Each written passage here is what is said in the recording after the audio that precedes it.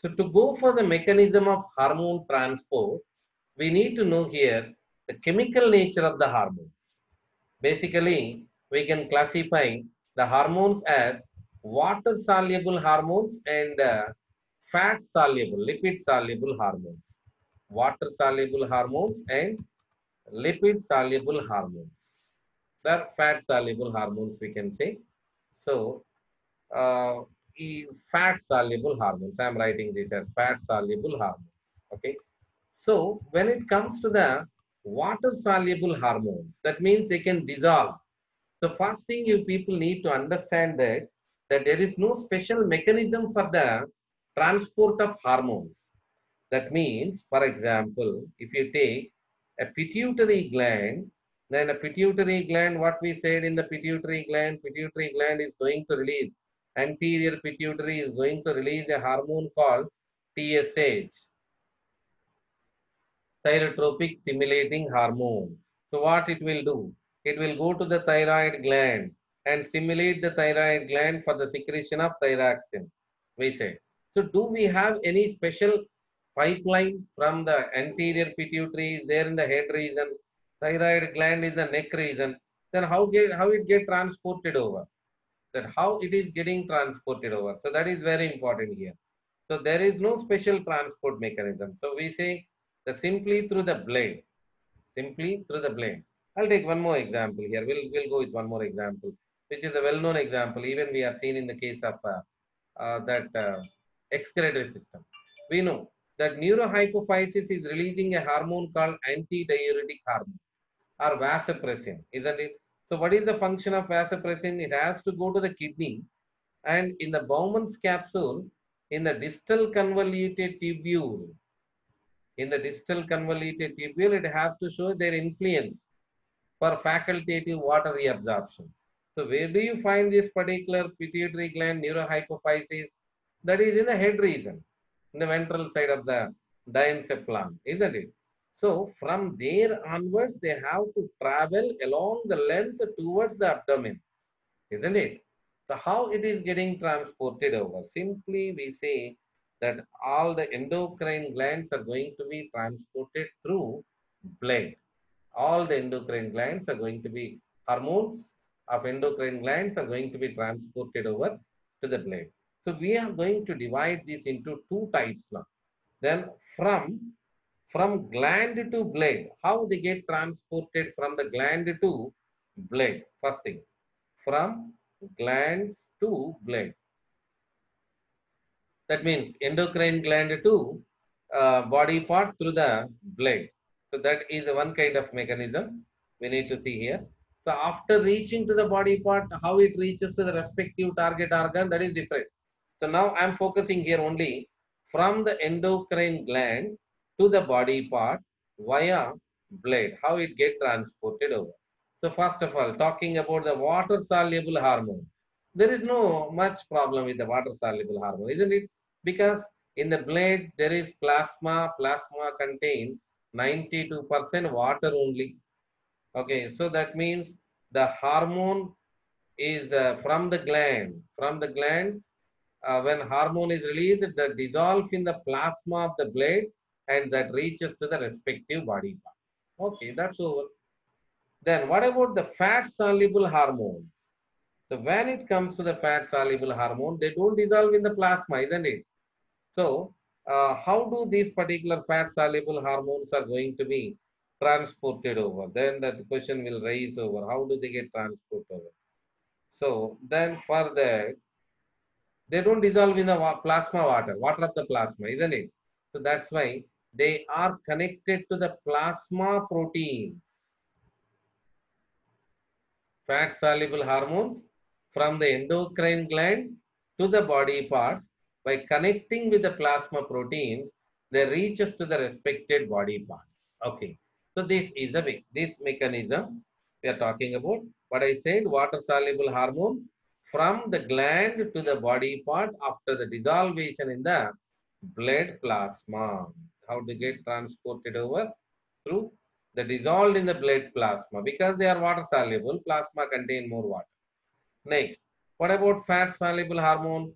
From the gland to the body part by attaching to the special proteins of the plasma that they transported over and reaches to the body part. Okay, reaches to the body. Okay, now the question raises here, after reaching body part tissue, that cell level, when you go, after reaching into the cell, how do they reach inside? Sir, how do they affect on the cell? That matters. How do they affect on the cell? Okay, from the gland to the body part, reach to the blade either by dissolved condition or either by attaching to the plasma proteins they reach. Okay, so then how they get transported, that whether they enter into the cell or whether they stop at the doorsteps, that again matters. Before we go this, we go this mechanism, the very interesting thing you need to know, when we say hormones are transported through the blood, now only we just talked about ADH hormone, antidiuretic hormone, from where it is released from neurohypophysis of the pituitary gland. Where is the effect? Effect on the nephron, distal convoluted tubule of the nephron. Okay. Is it a direct way? No. Blood means blood will go to every place of the body, isn't it? Blood will go to every place of the body. Then, do ADH reaches liver? Yes. Do ADH goes to the heart? Yeah. When blood, wherever blood goes through the blood, this ADH also go anywhere in the body. Any hormone I am talking, just taking example of antidiuretic hormone. That's all. Excuse me. The question raises here, don't do it any effect it show on that particular organ where it when it reaches to the liver, when it reaches to the stomach, where it reaches to the intestine, don't it show any effect? No, not at all. Not at all it show any effect, because that a hormone is a tissue is having an effect of a hormone means definitely that particular that cell tissue will have a specific receptor on the of that particular hormone. If you make it, this is a lock. So if you say hormone is the key, their locks will be on that particular. I'm trying to draw the key, isn't it? Okay, so let me draw clearly. So if this particular is a key, so their lock is there on the particular hormone. So that means here we said ADH antidiuretic hormone work only on the nephron, isn't it? Work only on the nephron. Do all total nephron? No, no, no. Only on distal convoluted tubule.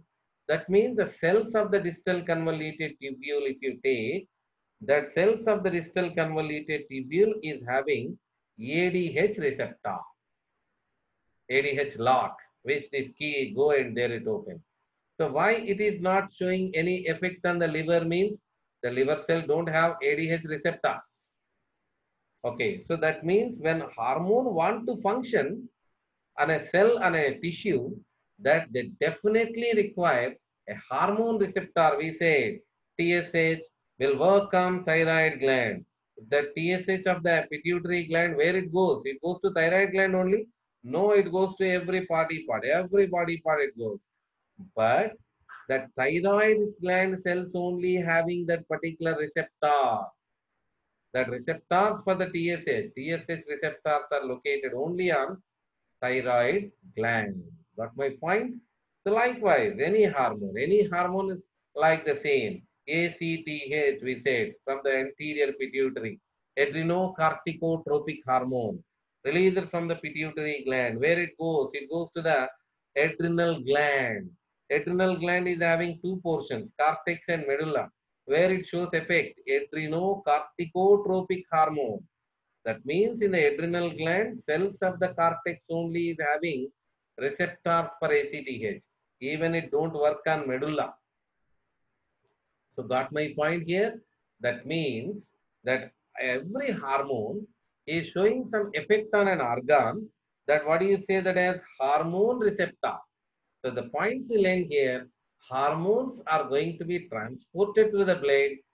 Then when they are transporting through the blade, mechanism of hormone transport, when we are talking about through the blade, when they get transported, that water soluble hormones are going to be dissolved in the plasma proteins. Fat soluble hormones are going to attach to the, sorry, water soluble hormones dissolved in the water of plasma. And fat soluble hormones are transported to the plasma proteins. They can't dissolve in the water. That's it, they're transported by attaching to the plasma protein.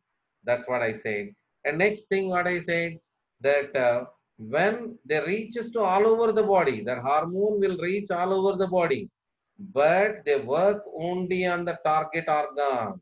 How come the particular hormone knows that that is the target organ? The target organ is having receptor, hormone receptor. Okay. Now the question raises again that hormone receptor where it is present, where it is present. That hormone receptor is there on the cell surface or hormone receptor is present inside the cell. Now the question raises, do the hormone receptor present outside the cell membrane or do the hormone receptor present inside the cell? That we have to discuss now. So, for example, that you may know that cell membrane is the lipoprotein membrane, the fluid mosaic model of the Singer and Nicholson, what it says. The cell membrane is the lipoprotein membrane.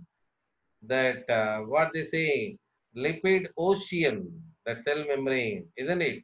That means the advantage will come to the fat soluble hormone. Fat soluble hormones easily can enter inside the cell because they can dissolve in the fat. That's why we say the hormone receptors. I'm talking about the hormone receptor.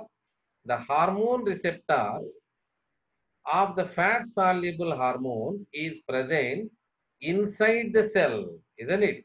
Hormone receptors of the fat soluble hormones are present inside the cell. Okay. Then what about water soluble hormones? Water soluble hormones cannot enter inside the cell. They cannot enter inside the cell. That's why their receptors are present outside the cell only. Their receptors I'm drawing here that you people better understand. So that these particular hormone, water soluble hormones are having hormone receptors on the outside the cell because the water soluble hormones don't have permission to go inside into the cell. They can't enter into the cell. Okay, so that's why these receptors are present outside the cell only. So let me conclude this. As I said here, water soluble hormones from the gland, so through the blood they get transported. How? By dissolved in the plasma, dissolved in the water of plasma.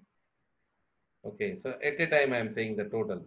Dissolve in the water of plasma, they reaches to the body part and they can't enter into the cell, and that particular hormone will have the receptors outside the cell only. Next, what are fat soluble hormones? What I said about the fat soluble hormones, they attaches to the plasma proteins of the blood. When they are transporting through the blood, they attaches to the plasma proteins and they have the receptor that inside the cell because they can enter into the cell. That's why they can, the hormone receptors are present inside the cell. So I think the basic skeleton of the topic you that came to understand. Now let us try to locate this particular in the given diagram. So I am trying to show this in the diagram. So let me zoom this. First of all, we'll try to understand in the diagram. You see here, you have two boxes in front of you. We have two boxes. In the first box, what you can see in the first box, there is a hormone. There is a hormone entering into the cell end. The hormone is entering into the cell. You please understand. This is cell. Okay, this is the total cell. You may see the nucleus also inside the cell.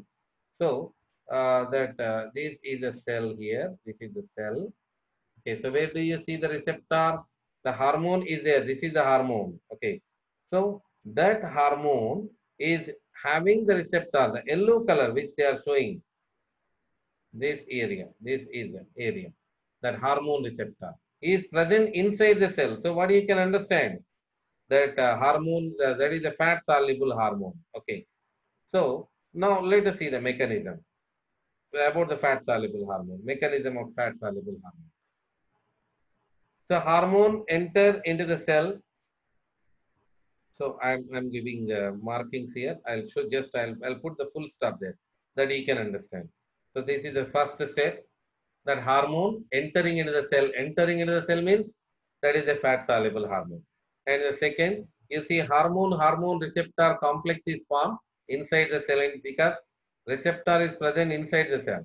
The hormone receptor complex is traveled inside into the nuclear membrane, through the nuclear pores, it enters inside, and they made respective action, whatever the action here.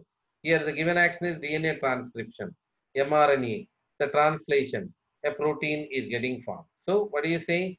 This is the intracellular receptor mechanism. Intracellular receptor mechanism is suitable for which kind of hormones? Fat soluble hormones. Which kind of hormone? Fat soluble hormones. Okay. So let me read this for you. Let me read how it is given in the text for you. Then after we'll go with the water soluble hormone. Those who cannot enter the inside the cell, those who have only receptors outside the cell membrane. Okay. So that I am reading here. Hormones which interact with intracellular receptors, for example, steroid hormones, iodothyronins, are the lipid soluble and they diffuse through the plasma membrane into the cytoplasm. They entered inside. They bind to certain internal receptors. Here is the yellow one. This is the internal receptor.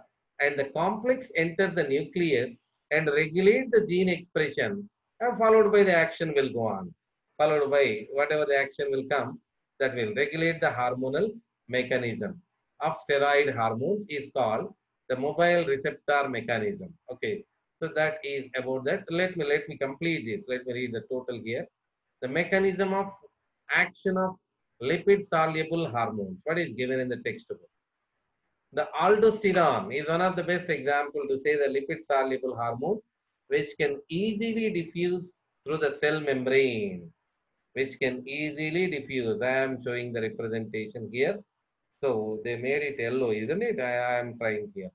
I am trying to show that to you. So this is the hormone receptor is there inside the cell. Okay. So now let us read. Aldosterone is a lipid soluble hormone which can easily diffuse into this, which can easily diffuse inside. Okay, so started entering inside. Who is that entering? Aldosterone. It binds to a specific receptor in the cytoplasm, forming an aldosterone receptor complex is formed. Aldosterone receptor complex molecule is formed. The complex molecule enter the nucleus. I am trying to draw the nucleus even to you. Through the nuclear pores, it enters inside. Hormone and hormone receptor complex. The hormone and hormone receptor complex is doing the stimulation of the DNA for the transcription and then followed by the formation of mRNA. That mRNA molecule, the complex molecule enters the nucleus and binds to the DNA and stimulate the production of specific mRNA molecule. The mRNA passes into the cytoplasm and attaches to the ribosome. This story we know, that protein synthesis, making them produce a specific protein. These proteins are produced by the cell as a response to the aldosterone. Okay, so we read the theory. Now let me check it out. In that given aldosterone hormone, the blue one. Now I am showing here, markings I am showing that this is the aldosterone hormone. This is the aldosterone hormone and hormone receptor complex. And next, hormone and hormone receptor complex went to the DNA that make the transcription, which leads the formation of mRNA. mRNA, as usual, it will come to the rough endoplasmic reticulum, and that makes the production. Protein synthesis will go on, and respected protein is synthesized. The reason for the synthesis of protein is aldosterone. That you need to understand. So that mechanism we are completed now. Okay. So one is completed. Okay. Then in the next class, we'll go with this area. This is little bit complicated area. Then we'll go with this particular area tomorrow. Okay.